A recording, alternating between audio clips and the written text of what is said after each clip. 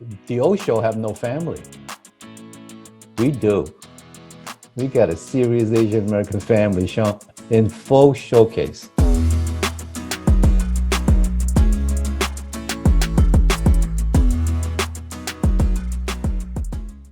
My name is Nikki Shen, and this has been my home for 3 years. The Shaolin Monastery in China. That was the first time I saw something that I knew I wanted to be a part of. The purpose of the training is not to hide from your pain, Nikki. You must find peace with your family. Don't make me go back.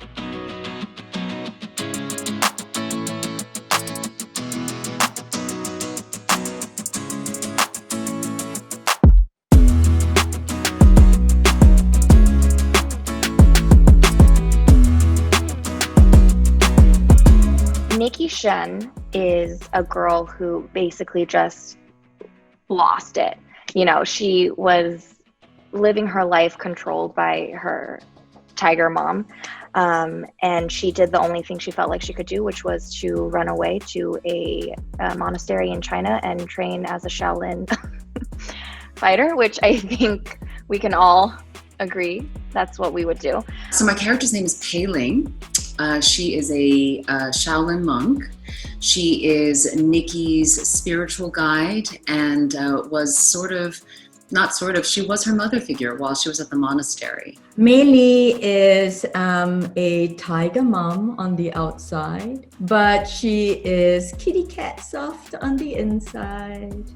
And I think her greatest power is that her heart is like a never-ending rice cooker of love. I think the most important thing about Jian is that he tried to balance two cultures for his kids. The Asian culture and the American culture, because he knows that they need to exist in our society. Ryan is the youngest of the family. He's a pre-med student. He's interning at his local community center, and he's really found a sense of purpose being there. Whilst there, he's also going through, I guess, a sense of discovery with dealing what it's like to have his sister back from a no explanation hiatus. My character, Althea Shen, is Nikki's colorful, brilliant, tech-savvy sister. She's newly engaged. She actually just put her career on hold so that she can plan her dream wedding with her perfect fiance. But then we'll find out later that, like all the Shens, Althea has a secret that she's hiding and on why she actually left her job. Dennis is a math nerd turned dapper investor who is still a nerd at heart and proud of it. He has never been more sure of anything in his life than of his affinity for and connection with Althea. Jilan she's tenacious and dangerous and mysterious, but also heartbreaking all at once. She's the show's big bad. Evan is Nikki's ex-boyfriend from a long time ago, before she ran away to a monastery. And he is an assistant district attorney for San Francisco, which is a dream that they both had together growing up. They wanted to go to law school. They wanted to fight the American criminal system from the inside. And now that Nikki's come back into his life, his world has been turned upside down. So I play a character named Henry Yan. He's from the local Chinatown, San Francisco community, and that's where he meets the lead, Nikki. Henry is book smart and he's street smart. He can take care of himself, and he may or may not possibly maybe be a new love interest to Nikki. Money, yeah. You were at a Shaolin monastery for 3 years. This guy is eligible, obviously, into you. Very nice looking couple. No, we're not. I was working with Gavin and Eddie, and all of a sudden we got a Twitter notification that the trailer was out. We didn't even hear it from, the CW, and we were like, everybody stop what you're doing right now. We huddled together on a phone and we were just giddy. That kind of giddy feeling. It's almost like, I don't know what I would maybe describe it as, but it's, you just see something that you've been a part of and it's become real. I think we're all screaming. And I'm just like, oh my God, it's here. I absolutely loved it. And we were just, we have a group chat and we're just like, did you see it? Did you see it? And we've just been keeping each other posted on when things come out. The first viewing is always a bit of a blur. I think it's because my heart is beating so fast. You've been training since you got back? Does fighting gangsters count? Thanks for the assist. You're a kung fu butt-kicking hero? It's been a great process. Honestly, the studio has wanted to reboot Kung Fu for quite a while, so they approached me, and I got really excited about making some big changes. You know, the first one, obviously, in the original, the actor was not Asian who played the lead, and it was really important to me that we had an Asian actor playing the lead in my versions. And the second thing I wanted to do was to make her a woman, because I think we need more strong, female kick-ass heroines on TV. If you're not from the generation who knows the original, you see an email of like, audition for Kung Fu, and you're like, really? Like Kung Fu? But knowing the history of the original and that it was, very near and dear to Bruce Lee's heart, and us getting to reclaim it has actually empowered all of us. I think the original show actually was probably the only TV show where many Asian American actors were able to be a part of. It was funny because the old show has got a lot of guys on it. I guess because it's the Wild Wild West. But for us, we have a tremendous balance. And as a young adult series and being the mother of a young adult, I crave for media that features effective characters that present features that allow young people today to be inspired, to be the best that they can be. And I think Kung Fu does that, beautifully. Bailey, your daughter's home. My daughter died 3 years ago. The relationship is, to me, rather indicative of perhaps many relationships that mothers can have with their daughters who are growing up. Throughout the first season, they start out thinking that they are so different from each other. But they find out with each episode actually just how similar they are. Olivia and I, we get along so well. She is my heart. And I think that there are times where you've seen in the pilot where the backdrop of China and so she's out and you see this big body of water, right? Oh my goodness, it was raining that day.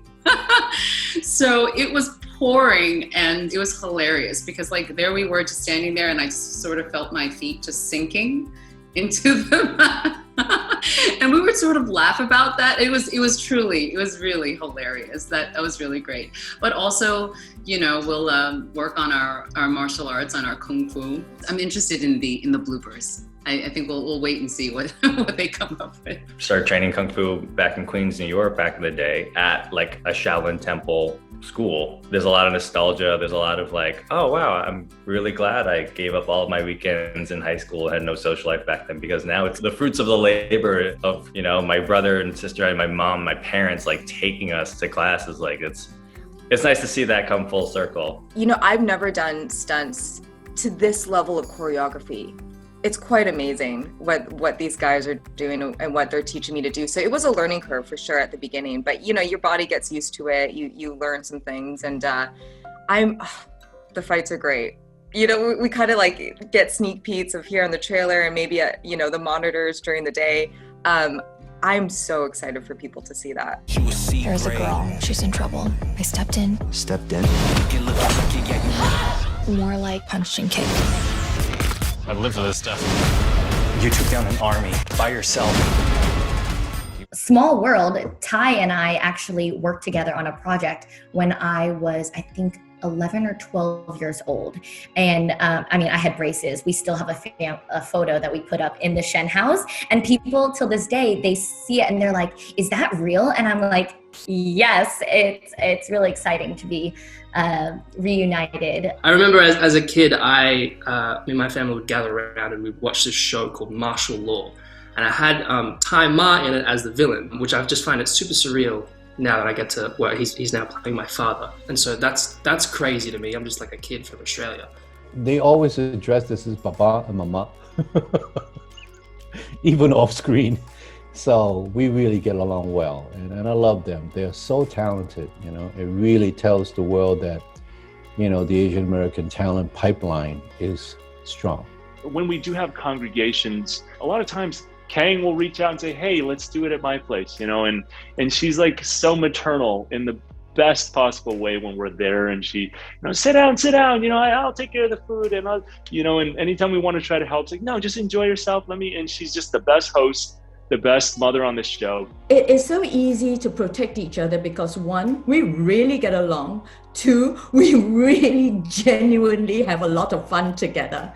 Despite the fact that we are of different generations, we can literally sit down as a family, like let's say here in my apartment, and we can all of us be talking about the same thing in one giant circle. It's what I've been doing the last 3 years. We'd see a sister in need, we'd help. Do you know how much danger this puts our family in? You hacked into a bank? She's not just a pretty face. The more we hang out, the more we all agree that, oh my God, you are this character. With the exception of, antagonists, and that kind of thing, of course. Her being a ruthless assassin, not a lot of my personal experiences overlap with Jalan, which I think is a good thing.